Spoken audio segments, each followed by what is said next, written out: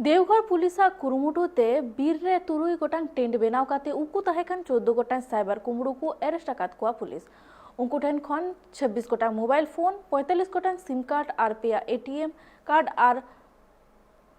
3,100 टाका को नाम आकादा मेनखान नितो तुनकी तलाश कमी होरा और कुली कुपली कमी होरा तोंगे मेना आकादा और उनको साला आरहो जपड़ा मेना आकाद जहां आरहो मेना आकाद कोआ से बांग ओना इदी काते पांति कमी होरा चलाकना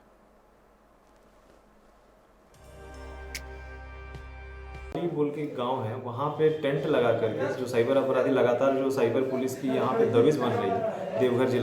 देवघर जिला कप्तान के निर्देश पर, उस पर हुआ ये है कि वो लोग अब घर पे नहीं सो रहे, वो घर से बाहर भाग करके सो रहे हैं। उसी में गुप्त सूचना ये मिली कि वो टेंट लगा करके अंगवाली के जंगलों में जो है वो 6 टेंट लगे हुए थे, जिसमें 14 लोग सोए हुए थे। वहीं पे उनका सारा मोबाइल और सारा जो भी चीज़ इक्विपमेंट है वो वहाँ बरामद हुआ। जब उसकी जांच की गई तो उसमें सारे फर्जी सिम थे, और ये जो फर्जी सिम है इनका उन्होंने इस्तेमाल ये करते थे